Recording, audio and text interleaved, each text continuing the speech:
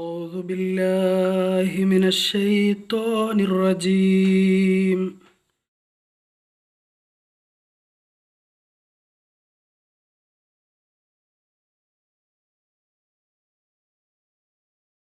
ഗതകാല ചരിത്രം അയവിറക്കുന്ന കണ്ണൂരിൻ്റെ തീരപ്രദേശമാണ് കണ്ണൂർ സിറ്റി.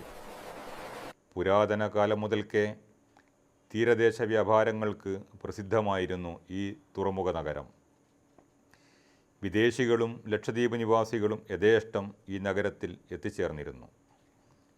നാടുവാഴികൾ നാടൊന്നടങ്കം അടക്കി വാഴുന്ന കാലഘട്ടമായിരുന്നു അത്. ഭൂതകാല പ്രതാപത്തിൻ്റെ മുഖസാക്ഷിയായി നിൽക്കുന്ന അറക്കൽ രാജസ്വരൂപം സ്ഥിതി ചെയ്യുന്നത് ഇവിടെയാണ്. അറക്കൽ കൊട്ടാരത്തിലെ ഒരു മന്ത്രിപുത്രനായ അബ്ദുൽ ഖാദർ കുട്ടി സാഹിബിൻ്റെ ജന്മഗൃഹമായ ഇടപ്പകത്ത് തറവാടാണിത്. നഗരവാസികൾക്ക് സമയബോധം നൽകുന്ന അറക്കൽ കൊട്ടാരത്തിലെ നാഴികമണി. ഈ നാഴികമണി ഗോപുരത്തിന് അഭിമുഖമായി നിൽക്കുന്ന നടുവിലകം തറവാട്. ഈ മാളിക വീടാണ് അബ്ദുൽ ഖാദർ കുട്ടി സാഹിബിൻ്റെ ഭാര്യാഗ്രഹം. കാലം കാർന്നു തിന്നു കഴിഞ്ഞ ഈ വീടിൻ്റെ താഴത്തെ നിലയിലെ പഠനമുറി ചരിത്രഭാണ്ഡങ്ങളുടെ കലവറയാണ്. വിപ്ലവാത്മകമായ ഒരാദർശത്തിൻ്റെ ഭാവിഭാഗധേയം നിർണയിക്കുവാനുള്ള സ്മാരകമന്ദിരമായി രൂപാന്തരപ്പെടുകയായിരുന്നു ഈ പഠനമുറി.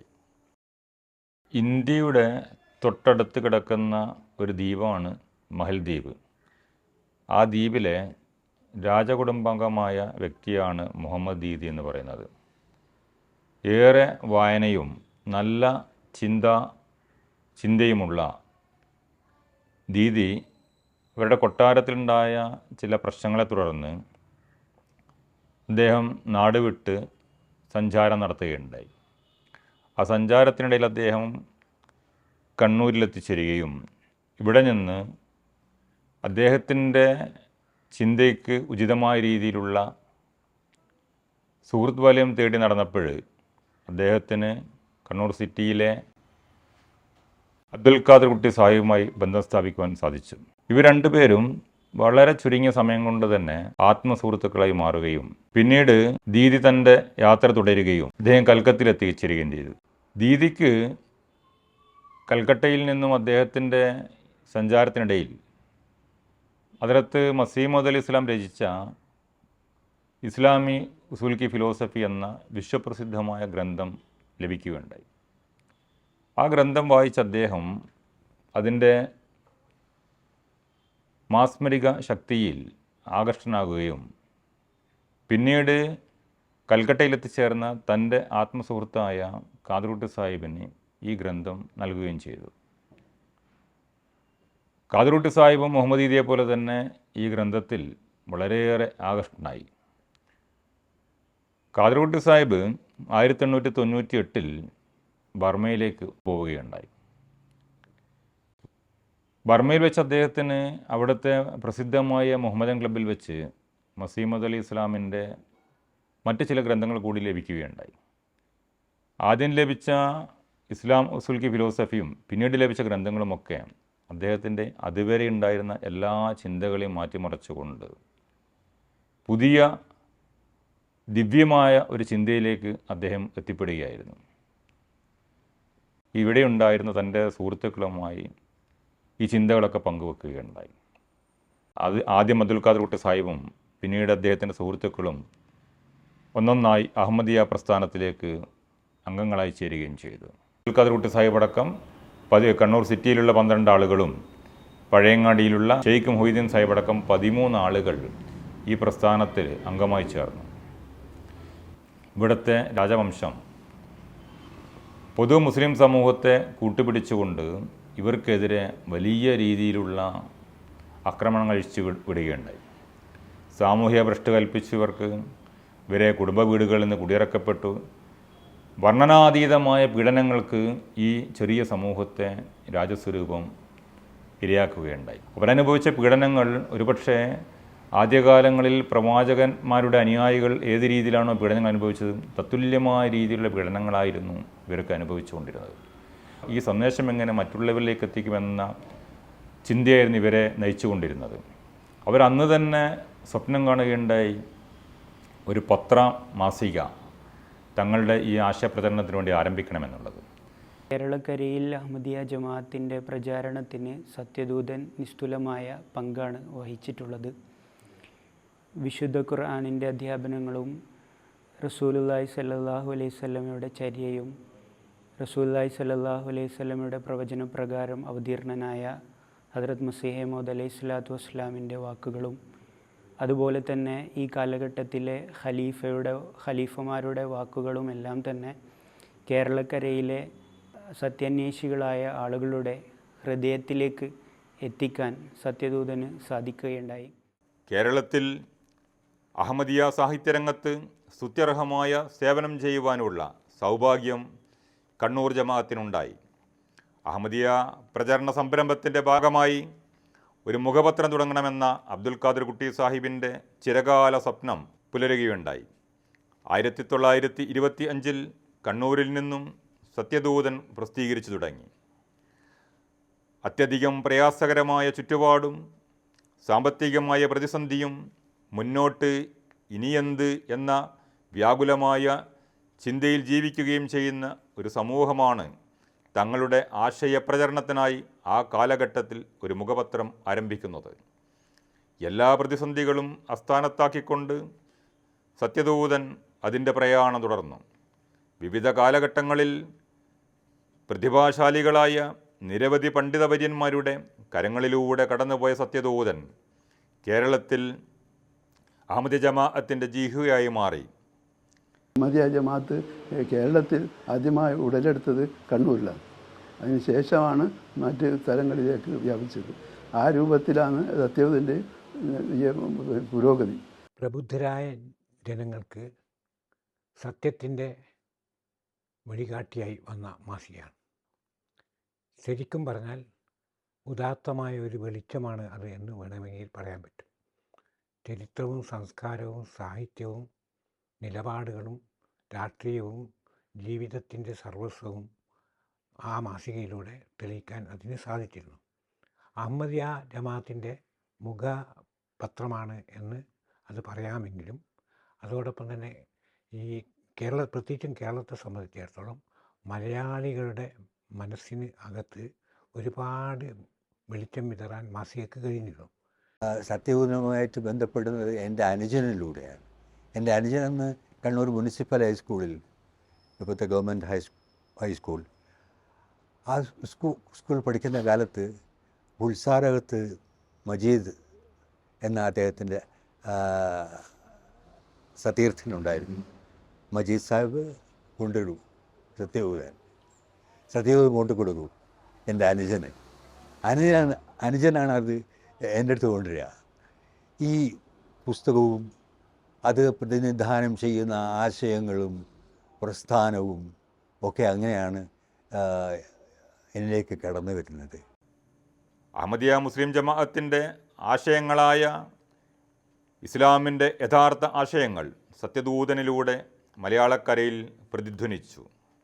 തുടക്കകാലത്ത് ഇതിനെതിരെ കച്ചകെട്ടിയിറങ്ങിയ, ഇതിനെ ഇല്ലായ്മ ചെയ്യുവാൻ വെമ്പൽ കൊണ്ട ഒരു മുസ്ലിം മാസികയും സത്യദൂതൻ പിന്നിടുന്ന ഒരു നൂറ്റാണ്ട് പൂർത്തിയാക്കുവാൻ ബാക്കിയില്ലായിരുന്നു. സത്യദൂതൻ്റെ പ്രസക്തി ഏറെ വെളിവാക്കുന്ന ഒരു കാര്യമാണിത്. കേരളത്തിലെ ആദ്യത്തെ അഹമ്മദിയായ അബ്ദുൽ ഖാദർ കുട്ടി സാഹിബിന് ഹദ്റത്ത് അഹമ്മദ് അലി ഇസ്ലാമിൻ്റെ ദിവ്യ സന്ദേശം ലഭിച്ച ഇസ്ലാമി ഉസൂൽ കി ഫിലോസഫി എന്ന ഗ്രന്ഥം മലയാളത്തിൽ ഭാഷാന്തരം ചെയ്യപ്പെട്ടു. ഇതിനുള്ള സൗഭാഗ്യം സിദ്ധിച്ചത് അബ്ദുൽ ഖാദർ കുട്ടി സാഹിബിൻ്റെ സീമന്ത പുത്രനും സത്യദൂതൻ്റെ പ്രഥമ പബ്ലിഷറും പിന്നീട് എഡിറ്റർ, മാനേജർ എന്നീ നിലകളിലും പ്രവർത്തിച്ച എൻ ഹാമിദ് സാഹിബിനായിരുന്നു. ചെറിയ ജമാഅത്തിലൊരു മതമാസിക ഈ 100 കൊല്ലം അതിജീവിക്കുക എന്ന് പറഞ്ഞാൽ വലിയ അതിശയമൊന്നും. അത് വലിയ ത്യാഗികളായ പത്രാധിപരും ശമ്പളം വാങ്ങാതെ എല്ലാം പണിയെടുത്തുകൊണ്ടാണ് അതിങ്ങനെ നിലനിന്ന് പോകുന്നത്. എല്ലാം കൊണ്ടും ഒരു പുതുമ ഈ പത്രത്തിന്. ഇന്നത്തെ ഗരിമയൊന്നുമില്ല. ചെറിയൊരു പുസ്തകമാണ്. ഹാമിദ് സാഹിബാണ് അതിൻ്റെ പത്രാധിപർ. പക്ഷേ അതിൻ്റെ ഉള്ളടക്കം ഗംഭീരമായിരുന്നു. എല്ലാം കൊണ്ടും ഗംഭീരം എന്ന് പറയാം. ആശയങ്ങൾ, അത് പ്രതിപാദന രീതി, ഭാഷ, ഹാമിദ് സാഹിബിൻ്റെ ഭാഷ കുറച്ചുകൂടി കട്ടിയാണ്, ഇത് കുറച്ചുകൂടി സംസ്കൃത ജടിലമായി പോകും ചിലപ്പോൾ. എങ്കിലും അദ്ദേഹം പറയുന്ന കാര്യങ്ങൾ വളരെ വ്യക്തമായി മനസ്സിലാക്കിയെടുക്കാൻ എന്നെപ്പോലെയുള്ള ചെറുപ്പക്കാരന്, അന്ന് ഞാൻ ചെറുപ്പമായിരുന്നു, അപ്പോൾ മനസ്സിലാക്കിയെടുക്കാൻ പറ്റും. അഹമ്മദിയ സാഹിത്യരംഗത്ത് നിസ്തുല്യമായ സംഭാവനകൾ അർപ്പിക്കുവാൻ സാധിച്ച അതുല്യമായ മറ്റൊരു വ്യക്തിത്വമാണ് അബ്ദുൽ ഖാദർ കുട്ടി സാഹിബിൻ്റെ പേരക്കിടാവായ എൻ അബ്ദുറഹീം സാഹിബ്. ലേഖന സമാഹാരം, വിവർത്തനം, വിമർശനങ്ങൾക്കുള്ള മറുപടി തുടങ്ങി കേരള അഹമ്മദിയ സാഹിത്യ ഭണ്ഡാരത്തിൻ്റെ മുക്കാൽ പങ്കിനും അവകാശിയായ ഇദ്ദേഹം സത്യദൂതൻ്റെ ദീർഘകാല പത്രാധിപരും കൂടിയാണ്. H Hussain Sahib, V Abdul Qayyum Sahib, Maulana Abdullah Sahib H A, Maulana Abul Wafa Sahib, Siddique Ameer Ali Sahib, B M Koya Sahib, Maulavi Muhammad Ismail Sahib എന്നിവരുടെ കൈകളിലൂടെ പ്രയാണം തുടർന്ന സത്യദൂതൻ ഇന്ന് എ എം മുഹമ്മദ് സലീം സാഹിബിൻ്റെ പത്രാധിപത്യത്തിലാണ് മുന്നോട്ട് പോയിക്കൊണ്ടിരിക്കുന്നത്. 1915 ജമാഅത്ത് രൂപീകൃതമായപ്പോൾ ഇതിന് 10 വർഷങ്ങൾക്കുള്ളിൽ തന്നെ അഹമ്മദിയ ജമാഅത്ത് പോലെയുള്ള ആശയ പ്രധാനമായിട്ടുള്ള ഒരു പ്രസ്ഥാനത്തിന് സത്യദൂതനെ പോലെയുള്ള ഒരു പ്രസിദ്ധീകരണത്തിൻ്റെ ആവശ്യകത അന്നത്തെ ജമാഅത്ത് ഭാരവാഹികൾക്ക് ബോധ്യമാകുകയും പറഞ്ഞാൽ എണ്ണിയാൽ ഒടുങ്ങാത്ത അത്രയും കഷ്ടപ്പാടുകൾക്കും ഉപരോധങ്ങൾക്കും പ്രയാസങ്ങൾക്കും നടുവിൽ സത്യദൂതൻ പോലെയുള്ള ഒരു പ്രസിദ്ധീകരണത്തിന് അവർ തുടക്കം കുറിക്കുകയുണ്ടായി. ഞാൻ ഓർക്കുന്നത് ഇത് ആരംഭിച്ചത് 100 വർഷം കഴിഞ്ഞു. ഒരു 10-75 വർഷങ്ങൾക്ക് മുമ്പ് തന്നെ മലയാളികളുടെ പ്രിയപ്പെട്ട കഥാകാരൻ ടി പത്മനാഭൻ ഈ മാസിക വായിച്ചിട്ടാണ് ഞാൻ പല കഥകളും എഴുതിയിട്ടുണ്ട് എന്ന് പറയുകയുണ്ടായി. അദ്ദേഹം അതിൻ്റെ വരിക്കാരനായിരുന്നു. അദ്ദേഹത്തിൻ്റെ 14-ാമത്തെ വയസ്സ് മുതൽ അദ്ദേഹം അതിൻ്റെ വരിക്കാരനാണ് എന്ന് പറഞ്ഞു. ഇപ്പോഴും അദ്ദേഹം അതിൻ്റെ വരിക്കാരൻ തന്നെയാണ്.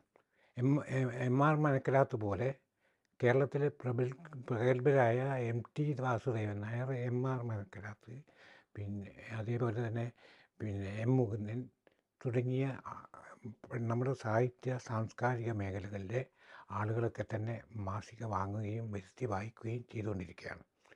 എൻ അബ്ദുറഹീം സാഹിബിനെ പോലെ വളരെ കേരളം അറിയേണ്ടുന്ന ഏറ്റവും പ്രഗത്ഭനായ സാഹിത്യകാരൻ്റെ കുറിപ്പുകൾ ഈ കേരളത്തിലെ ബോധമുള്ള ജനങ്ങൾ അവ വായിക്കുകയും എന്നിട്ട് അവർ ഉൾക്കൊള്ളുകയും ചെയ്തിട്ടുണ്ട്. ശരിക്കും പറഞ്ഞാൽ ഒരു സർവകലാശാലയ്ക്ക് തുല്യമായ അറിവ് നൽകിയ കേരളത്തിലെ ജനങ്ങളെ സംബന്ധിച്ചിടത്തോളം അവർക്ക് പഠിക്കാനുള്ള പാഠപുസ്തകമായി മാറിയ ഒന്നാണ് സത്യദൂതൻ എന്നതാണ് സത്യദൂതൻ്റെ ഏറ്റവും പ്രധാനപ്പെട്ട പ്രത്യേകത. 1925 ആരംഭിച്ച സത്യദൂതൻ മലയാളത്തിലെ ഐശ്വരിക, സാംസ്കാരിക, സാമൂഹിക മേഖലകളിലെല്ലാം അതിൻ്റെതായ പങ്ക് വഹിച്ചുകൊണ്ട് 100 വർഷം പൂർത്തിയാക്കിയിരിക്കുകയാണ്. ഈ അവസരത്തിൽ സത്യദൂതനെ സ്നേഹിച്ച, സത്യദൂതനുമായി ബന്ധപ്പെട്ട എല്ലാവരോടും നന്ദിയും കടപ്പാടും അറിയിക്കും. സത്യദൂതൻ മാസിക 100 വർഷം പൂർത്തിയാക്കുന്ന വളരെ സന്തോഷമായ ഒരു അവസരത്തിലാണ് അഹമ്മദിയ മുസ്ലിം ജമാഅത്ത്. സമൂഹത്തിലെ പല പ്രമുഖരും ഇതിൻ്റെ സ്ഥിരം വായനക്കാരാണ്. ഒരു നൂറ്റാണ്ട് പൂർത്തിയാക്കുന്ന ഏക ഇസ്ലാമിക പ്രസ്ഥാനത്തിൻ്റെ മാസികയായ സത്യദൂതൻ എന്നത് നമ്മുടെ സന്തോഷം ഇരട്ടിയാക്കുന്നു. അഹമ്മദിയ മുസ്ലിം ജമാഅത്തിൻ്റെ മലയാള പ്രസിദ്ധീകരണമായ സത്യദൂതൻ മാസിക അതിൻ്റെ ശതാബ്ദി ആഘോഷിക്കുന്ന ഈ വേളയിൽ ഞാനതിന് എല്ലാവിധ ആശംസകളും നേർന്നുകൊള്ളുന്നു. പലപ്പോഴും ഈ സത്യദൂതനും അടുത്ത് തബ്ലീഗ് ചെയ്യാറുണ്ടായിരുന്നു, മറ്റുള്ളവരിൽ എത്തിക്കുവാൻ വേണ്ടിയുള്ള ഇത്. അങ്ങനെയുള്ള പല കാര്യങ്ങളും സത്യദൂതൻ മുഖേന ഉണ്ടായിട്ടുണ്ട്. ജമാഅത്തിന് വേണ്ടി വലിയ ത്യാഗം ചെയ്ത 2 വ്യക്തികളാണ് എൻ അബ്ദുറഹീം സാഹിബും ഹാമിദ് സാഹിബും. അഹമ്മദിയ പ്രസ്ഥാനത്തെ ഈ സാഹിത്യത്തിലൂടെ അല്ലാതെ പരിചയപ്പെടുത്താനും പ്രചരിപ്പിക്കാനും സാധ്യമല്ല. ഏതൊരു പ്രസ്ഥാനത്തിൻ്റെയും വളർച്ച ഈ കാലഘട്ടത്തിൽ പ്രത്യേകിച്ചും സാഹിത്യത്തിലൂടെയാണ്. അതിൻ്റെ കാര്യത്തിൽ നമ്മുടെ യുവതലമുറ സജീവമായി ശ്രദ്ധ ചെലുത്തണം എന്നുള്ളതാണ് എനിക്ക് അടിസ്ഥാനപരമായി നൽകാനുള്ള ഒരു സന്ദേശം.